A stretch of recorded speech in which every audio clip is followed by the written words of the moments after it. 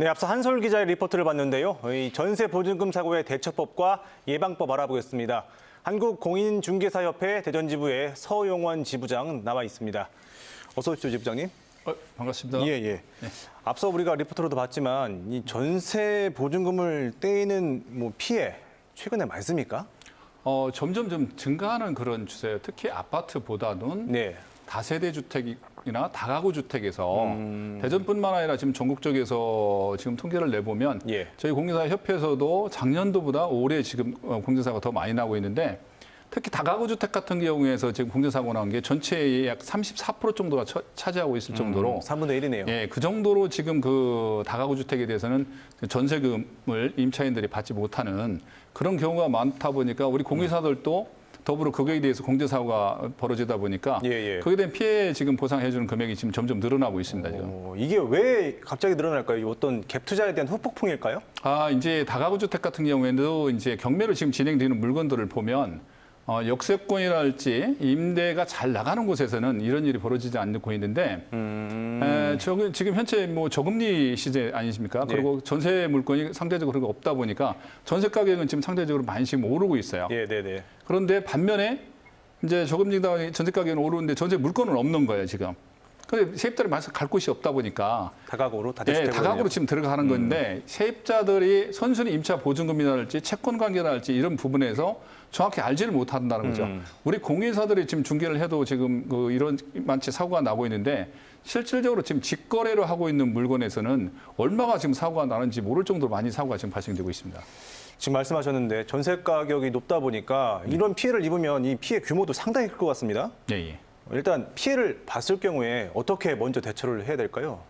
이때는 피해가 되면 낙찰 가격이 높게 이제 낙찰될 수밖에 되기를 기대하고 있을 수밖에 없는데 실질적으로 일단은 피해가 발생되면 어떤 크게 뭐 구제할 수 있는 방법이 없습니다. 그래요? 일단은 그래서 계약을 하기 전에 그 물건에 대한 채권 관계랄지 섬순위 임차 보증금이랄지 이런 부분을 내가 전세 보증금을 법적으로 보호받을 수 있는지 사전에 거기에 대한 준비가 필요한 거지 이미 사고가 나면 그 다음에는 어떤 보호할 수 있는 방법이 없습니다. 우리가 일반적으로 확정일자를 받아 놓으면 받을 수 있다고 알고 있는데 확정일자도 소용이 없는 겁니까? 그렇죠. 확정일자를 이제 일반인들이 이제 대부분 좀 착각하시는 부분이 확정일자를 받으면 전입신고를 하고 확정일자를 받으면 이제 대항력을 갖췄다고 하는데 대항력을 갖추면 내 전세 보증보험이 완벽하게 보호될 거라고 착각을 하는 거거든요.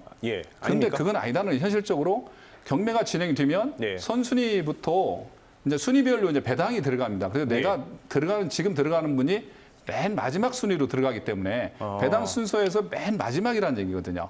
그래서 못 받을 확률이 바로 이제 임차로 들어가서 바로 경매가 진행되면 못 받을 확률이 맨 마지막에 들어간 사람들은 못 받을 확률이 높다라는 거죠. 그러니까 세입자 순서도 그렇죠. 따져봐야 되고. 하필이 이제 채권 금액하고 그 다음에 이제 세입자들도 먼저 들어간 순서대로 이제 배당을 해주기 때문에 마지막에 들어간 사람들은 상당히 위험에 노출돼 있다고 보시면 될 것 같습니다.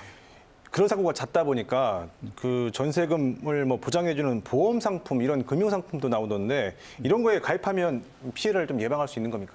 네, 물론 이제 보증보험에 가입을 하면 그 금액에 대해서는 우선적으로 이제 보험에서 보험을 이제 보장을 받을 수가 있는데 특히 아파트 같은 경우에는 뭐 일반적으로 실질적으로 피해가 그렇게 많지 않습니다. 근데 아파트는 보험에 가입을 하려고 하면 쉽게 받아주는데 다가구 주택이나 다세대 주택 같은 경우에는 보증보험에 가입을 하려고 해도 쉽지가 않습니다. 그 조건이. 그래서 거의 다 일부는 뭐 현금 공탁을 하라고 할 정도로 나오면 그럼 현금 공탁할 정도 되면은 누가 보험에 가입하겠습니까? 그래서 다세대 주택이나 다가구 주택이 상대적으로 임차인들한테 취약한데 그 부분에 대해서 보장을 받으려면 보험으로 대체가 돼야 되는데 그 부분을 실제로 보험에 가입하려면 그게 어렵기 때문에 임차인들이 더 어려운 거죠. 그 부분은 제도적인 보완이 좀 필요해 보이네요.